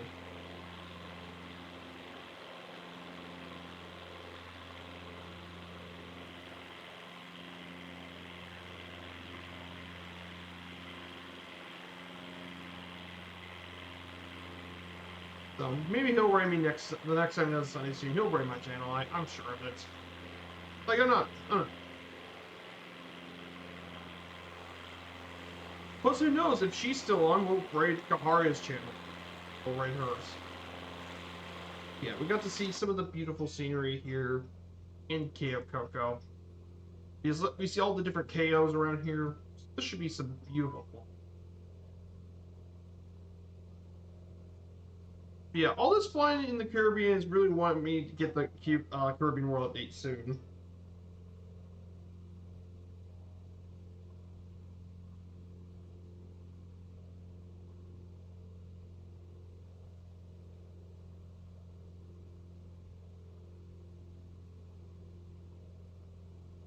Beautiful stuff here. Guys, thank you all so much for being here again on the Sunday stream. really been enjoying my time here in the Caribbean. It's been a lot of fun. This part of the world is just really, really nice.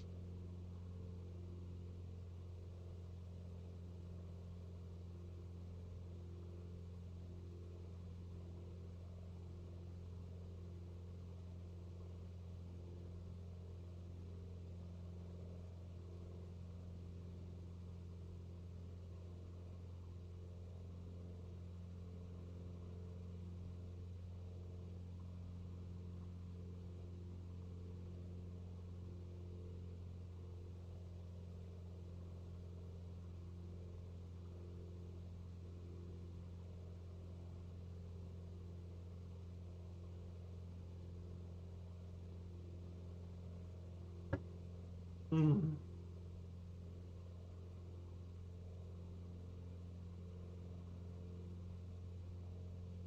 So, so let's go ahead and talk a little bit about Cayo Coco.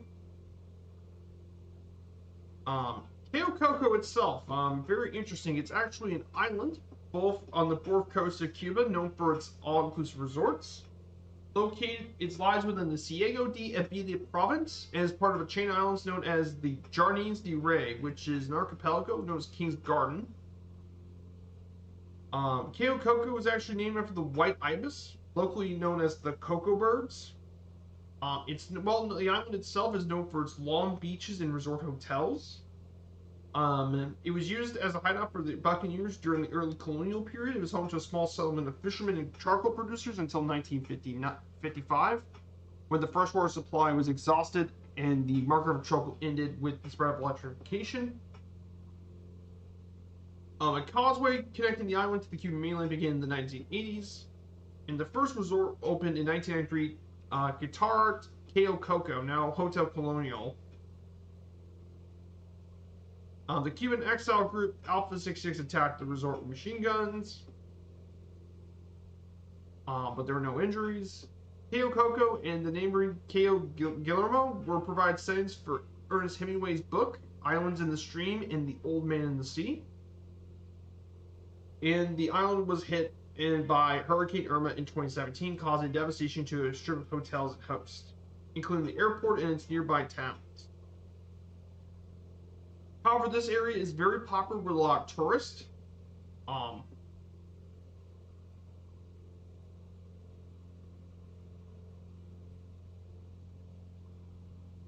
Wild flamingos still live around the island.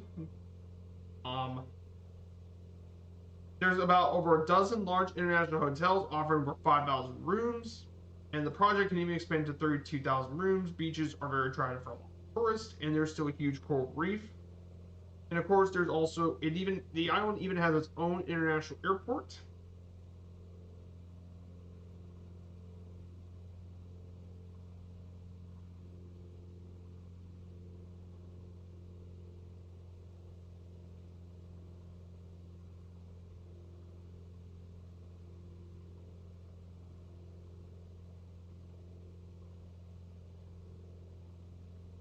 So pretty cool stuff.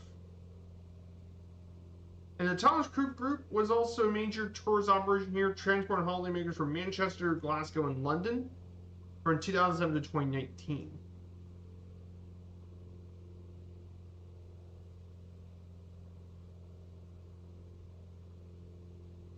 So yeah, pretty cool stuff about Cayo Coco. Good to see you. Hey, good to see you, Martel. Good to see you. I hope you're having a great day, Martel. We're currently here in Cuba right now. We're heading to the island of Cayo Coco in Cuba. Oh yeah, this is pretty. This is very pretty, guys.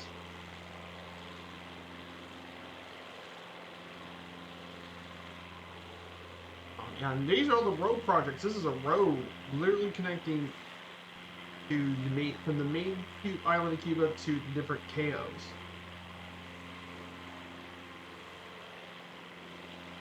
Really cool stuff. This is great.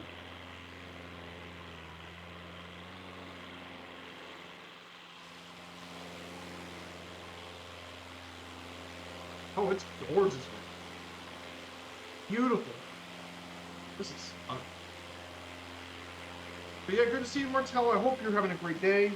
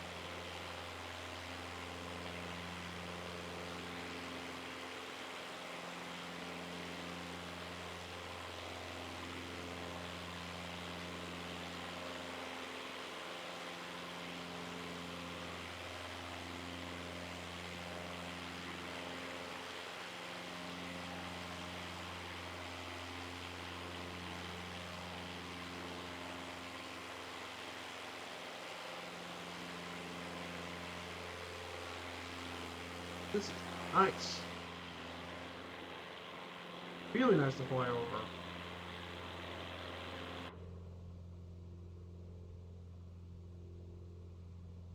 Oh, you had major FPS issues lately. Though I had 5 FPS in Dublin. Luckily, I managed to land somehow. Oh dear. Have FPS issues? That's not good. I'm glad you landed in Dublin safely, my dude. But yeah, that's not good to have. The FPS issues.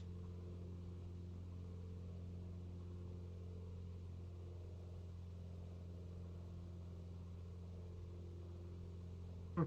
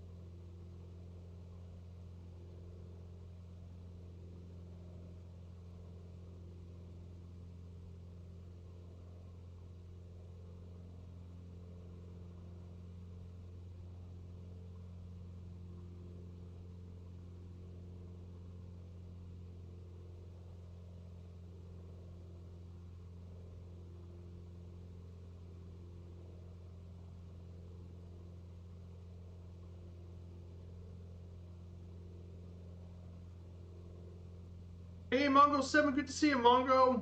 Yeah, we're in Southeast Asia, actually, sir. That's our server. Yeah, beautiful. Look at. Oh wow, look at that. That's pretty. Look, that's gorgeous.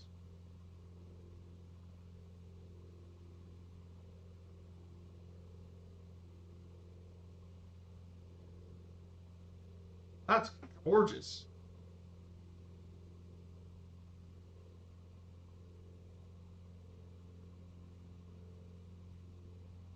Fine. It found super hard to debug some. Yeah, it is. I agree. If you got tons of add-ons, that will always make it difficult. That's why for me, I try to keep as much of this vanilla because that way, if I've had something wrong, it would be much easier for me to find out what's causing the issues. That's what I do. Like, I get it. Like, a lot of people like to buy on tons of add-ons, but for me, I prefer to keep my sim pretty simple.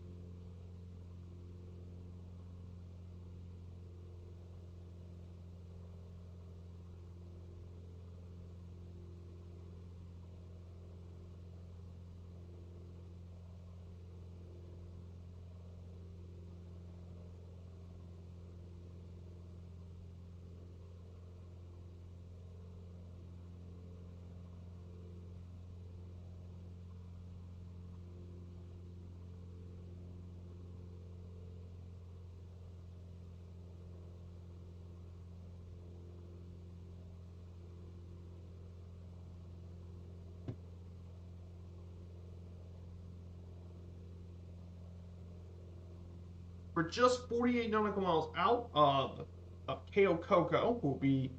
We're just flying around the quite much of the little islands.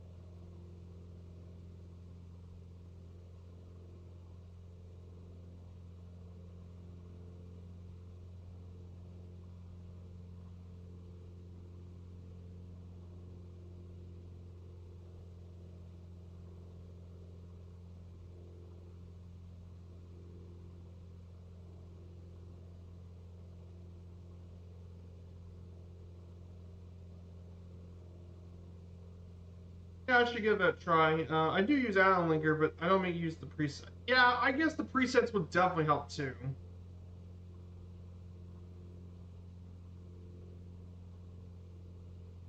But yeah, definitely make full use of that. Absolutely. I don't have a lot of add-ons, so I don't really need to worry about the presets thing. But for someone who does, I think that's probably a good idea. Just set a preset for what kind of area in the world you're flying and what kind of planes you want to take. That would probably be a really good way to help with that issue.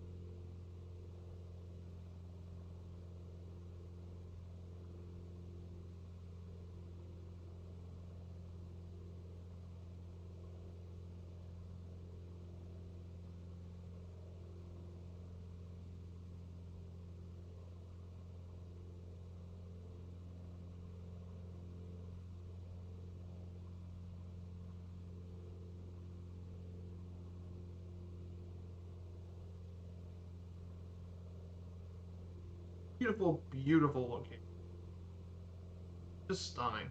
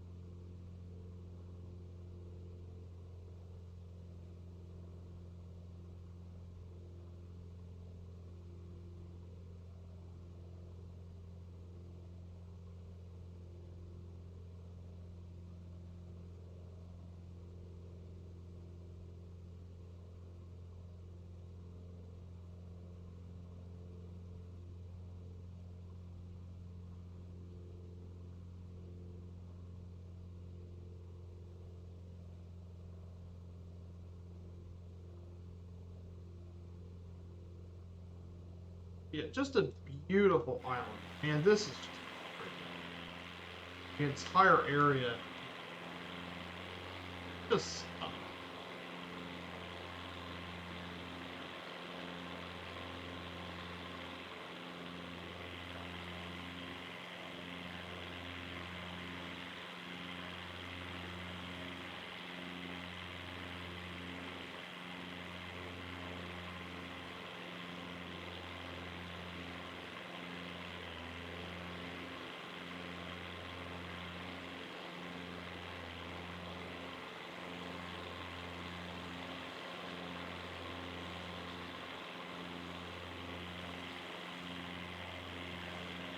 Oh yeah, that is yeah. Like I said, this is Cuba. This is base default Cuba. And here's the thing, though, Martel. Cuba actually has really nice scenery. The photo imagery here in Cuba is actually really nice. I'm actually surprised because I thought with Cuba being a communist country and you know how much communists like the data stuff, the satellite data here in Cuba is actually really nice.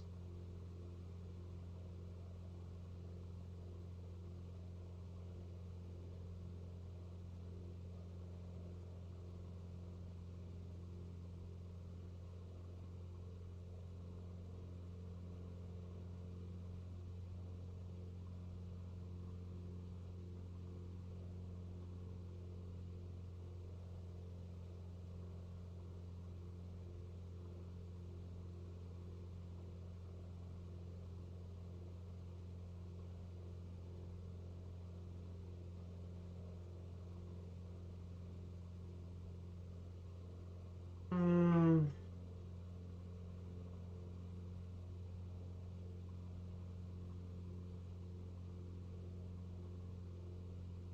yeah, it is.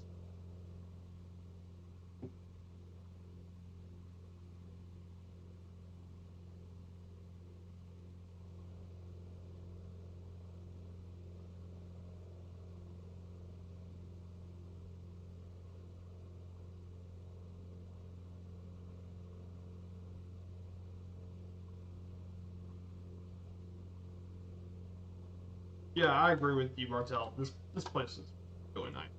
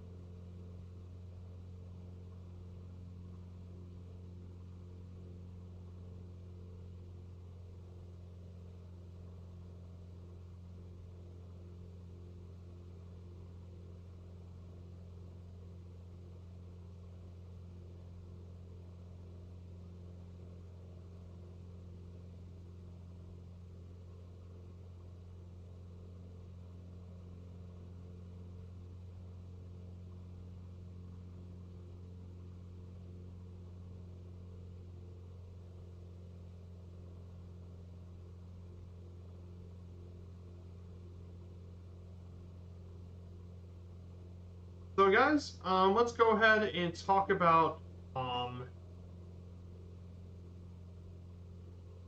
our final slide for today's stream. We got one last slide. This is Jardines del Rey Airport. This will be our final slide for today. Um, I'll keep the culture stuff on the next stream. So, um, but Jardines del Rey Airport, Mike Uniform Charlie, is located in the island of Keokoko. It was inaugurated back in December 2002 to better serve the tourist islands. Is the only airport in Cuba that actually is managed by a foreign company, as ANIA and ICASA jointly operate the airport and receives 200,000 visitors per year. Most are foreign tourists from Canada. It currently has destinations include Havana, Montreal, Toronto, Halifax, Hamilton, Ottawa, Quebec, Moscow, Pinoco, Buenos Aires, Lisbon, St. Petersburg, and Winnipeg. But yeah, lots of seasonal charter flights from Canada. The runway is around 9,800 feet. It can handle planes as big as an A330. So definitely a pretty cool airport as well. But yeah, the Caribbean's got tons of great airport in and out.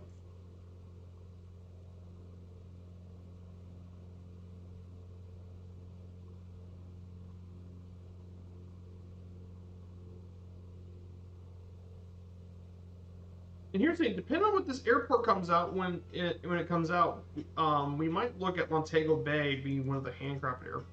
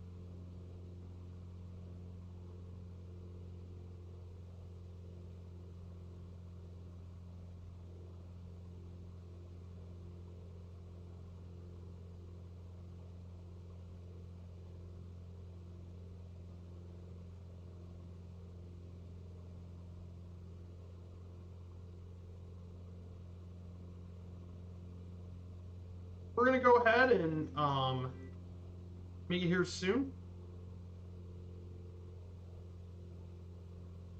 So our waypoint's gonna be heading soon to our waypoint, which is we're gonna see some of the resorts here in Cayo Coco. We'll see some of the different resorts and stuff on the island.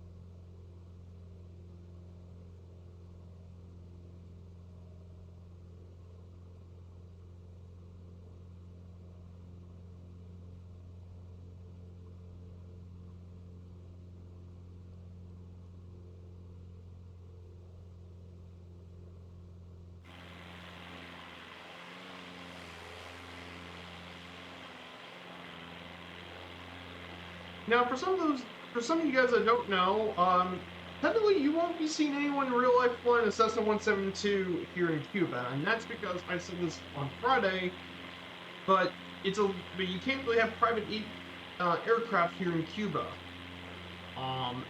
Most planes owned in Cuba are for government purposes or for the airline. It's either military or government-owned airline. That's the only two aircraft that can be used by the Cubans.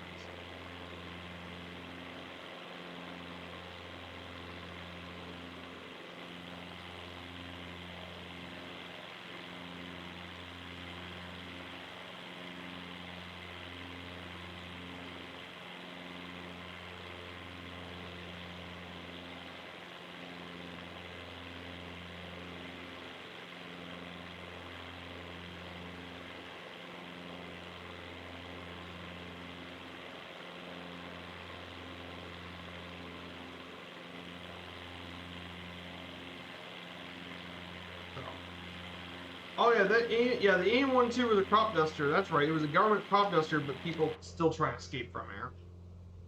So.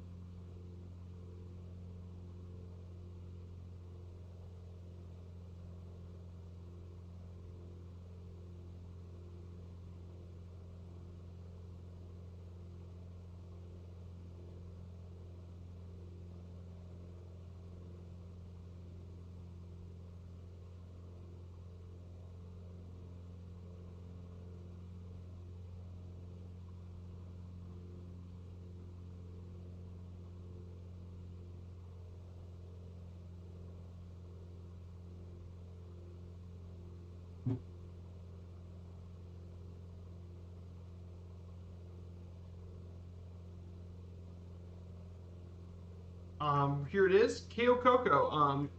Our waypoint should take us to some of the island resorts, the island, and then afterwards we'll just take a quick landing. Let's get one final landing predictions, guys. Thank you all so much for being here again. This has been a great flight, and I mean, who would have thought Cuba would be this nice to fly? This part of Cuba would be very nice to fly over.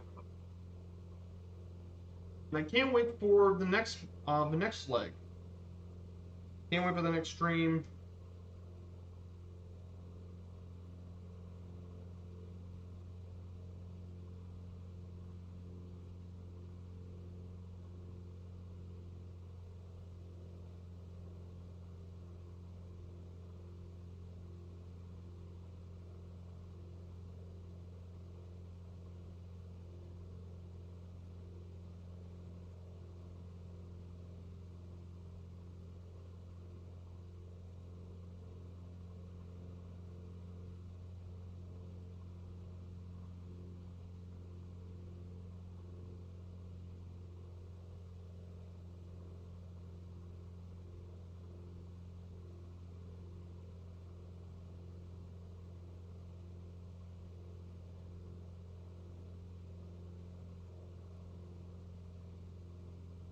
Yeah, here's Keokoko. Here's some of the islands here on the resort.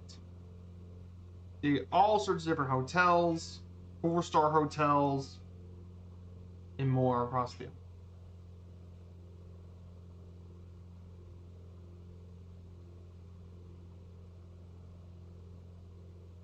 Here's Keokoko. Here's some of the. If you have your tourist, you probably stay in one of these areas.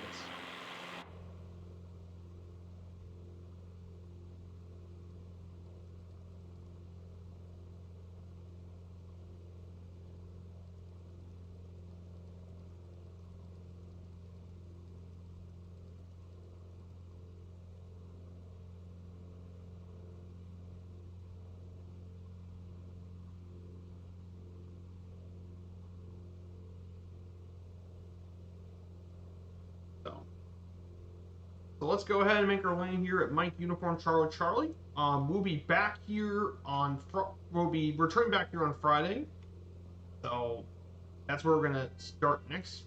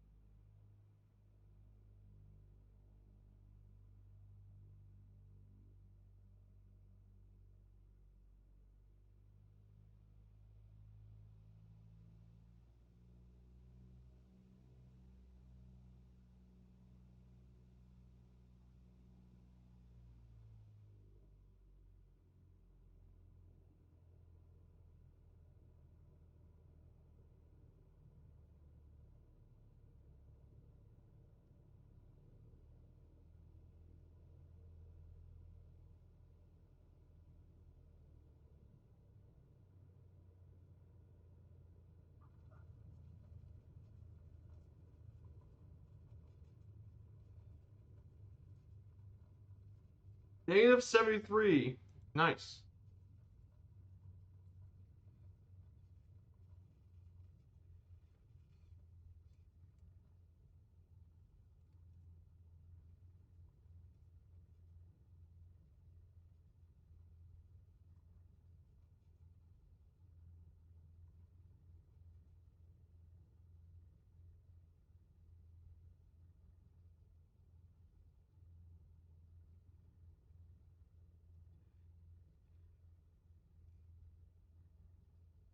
Yep.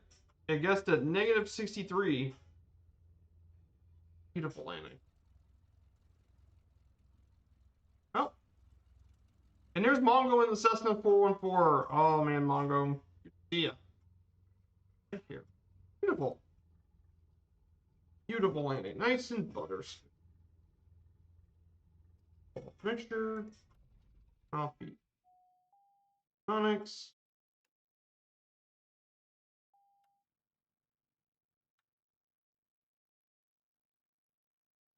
And And that is going to wrap up today's stream.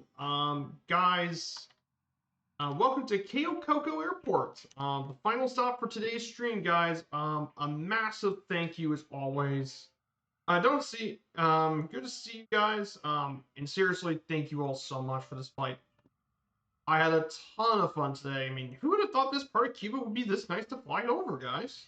But no, it is really nice. And I absolutely enjoy this. So, guys, we will be back on Wednesday. See you at Dublin. We're going to take off and visit Doncaster, Sheffield, and London. So, take care, guys, and stick around for the raid. We're going to check out Kaharia's channel. So, thank you all so much. Take care, everyone, and have a great rest of your weekend. Bye.